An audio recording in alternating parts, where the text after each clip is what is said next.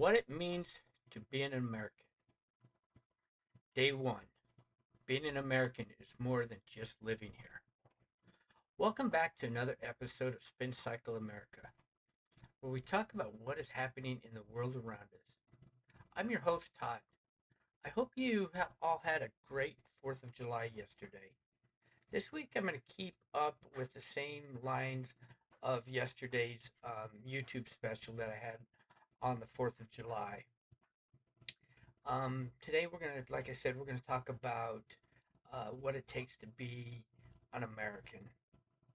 So welcome back to Spin Cycle America.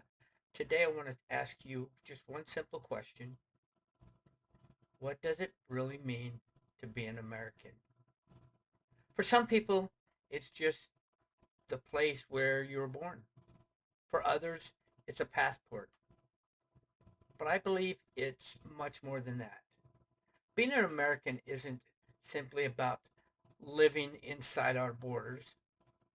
It's about belonging to a nation built on freedom, personal responsibility, opportunity, and the belief that ordinary people can accomplish ordinary things.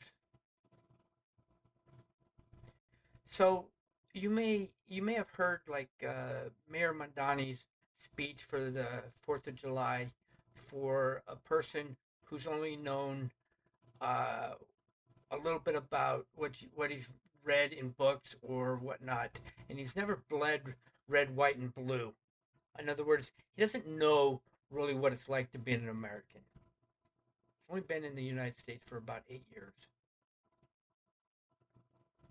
so he's not like any of the veterans that have been here and fought and bled for this country. Do you know what it's like to be a true American? Let's talk about that. Unfortunately, I think many Americans have forgotten that, what it's like to be a real American.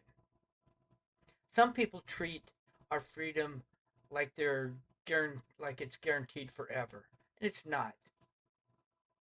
They assume they'll have that it's always there to exist, no matter what they do.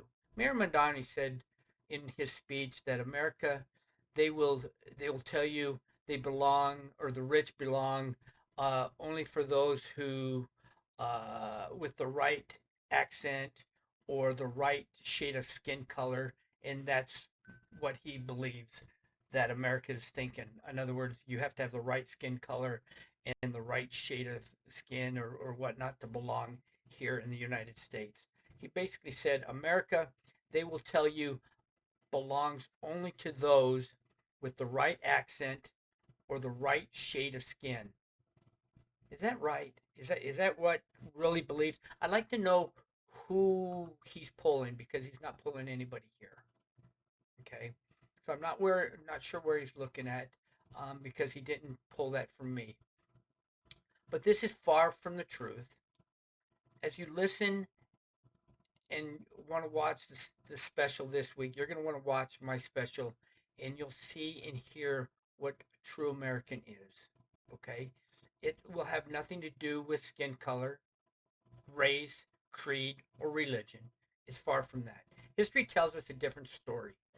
Freedom survives only when people are willing to protect it, appreciate it, and pass it on to the next generation. And that's what we're here for. When we talk about protecting it, that's exactly what it means, protecting it. Closing the borders and only letting those into the country the right way. In other words, using the front door, not using the back door and letting people slip in. Using ICE to protect us. Using our law enforcement to protect us. That's what it's for. There are over about 150 countries with land borders. So there's countries that use land borders. There's only about 45 that don't. And the only reason they don't is because they either don't have borders or have countries that neighbor them, or they're an island. Here's something else worth thinking about. Millions of people around the world dream of becoming American citizens. They dream of coming to this state, to this country. They study for years and years the citizenship before they even come to this country. so that once they come into this country, they can take that test. They wait years to migrate here legally and often sacrifice everything for the chance to build a better life for themselves. I know of an individual who did that. They traveled and hid through Iran, Iraq, all over the place, Afghanistan, and came over to this country legally and took the test. Their whole family did and became U.S. citizens. I know them personally. I won't mention any names, but I know them personally. A U.S. Marine Corps Sergeant Kyrie Sangpri, originally from New Guinea, West Africa, became an American citizen during a special Independence Day inauguration ceremony. This was yesterday. He took the oath of allegiance along 149 other individuals from 50 countries at George Washington's Mount Vernon estate in Alexandria, Virginia Way. Sergeant Sangre has served in the Marine Corps for 6 years, including 2 deployments, and noted that registering to vote was the very first thing he planned to do after the ceremony. The event held special significance as the nation celebrated its 250th anniversary. That was his main thing. He wanted to make sure that he could vote. He served 6 years in the military, 2 deployments to protect that flag of ours. Why? Because despite our flaws, America continues to offer opportunities that many people around the world can only dream about. And let's talk about something that's become increasingly controversial: the flag. People have the constitutional right to express themselves, even in ways many others strongly disagree with. And I'm going to talk about this flag here in just a little bit later on down in this part too. But that's part of what makes America unique. At the same time, many Americans see the flag as representing those who served, those who sacrificed, and the freedoms we enjoy today. Whether someone agrees or disagrees with acts like flag burning, it's worth asking what message those actions send to fellow Americans or fellow citizens who see the flag as a symbol of shared sacrifice. I'm going to talk about that here in just a few more minutes.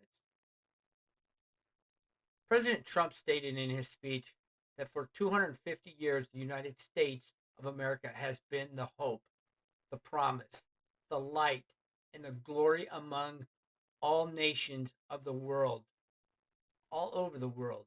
They try to be like us, but nobody can be like us. Other countries try to emulate us. They try to be exactly like we are, but they can't. We don't have to agree on everything. We never do.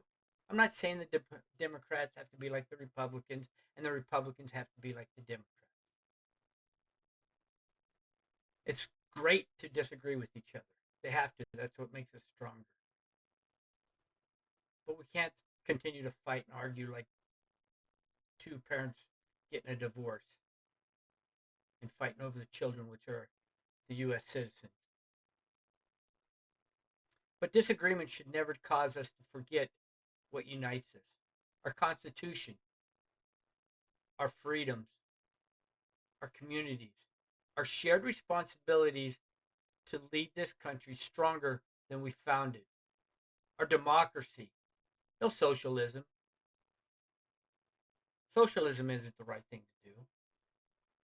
As a retired military member, I spent years serving this nation. I've coached young people for decades because I believe investing in the next generation, because that matters. You out there should do the same thing. Invest in the young people because they matter. They're going to carry that torch with them. Those experiences have shaped how I think about citizenship. Not as something we're entitled to, but something we should honor through how we live and serve. Burning the flag, that doesn't show patriotism, it shows disrespect. And if you come to my house and you disrespect it, or you disrespect me and my house or my family, I'm going to ask you to leave. I'm going to tell you to leave. You don't disrespect my family. Same goes for my country. You don't disrespect my country. I own one of those stars on that flag. My son owns one of those stars on that flag. My mom owns one of those stars on that flag. My stepdad owns one of those stars on that flag. Every veteran out there owns one of those stars on those flags. Every military member owns one of those stars on that flag. So burning that flag is disrespecting every veteran that's out there because they've bled for that flag. You don't have the right to burn that flag. The opinions expressed on this channel are my own. I encourage everyone to read the original documents, examine the facts, and come up with your own opinion and informed conclusion. Healthy debate is part of what makes America strong. So today I leave you with this one question, however. What does being an American mean to you? And I want you to think about that question. I mean, really think about that question. Because if burning the American flag means that you're an American, then you need to probably think about that a little bit harder. And you probably need to leave because you're not an American. I genuinely would like to hear your answer to that question. What does it? What does being an American truly mean to you? Drop it in my comments below, or in the comments below. If you enjoyed today's conversation, please like this video, subscribe to Spin Cycle America, and share it with somebody who still believes respectful conversation about our country matters. Until next time, take care of yourself, take care of each other, never stop working to leave America better than you found it before. You all have an outstanding day. Catch you on the next episode of Spin Cycle America.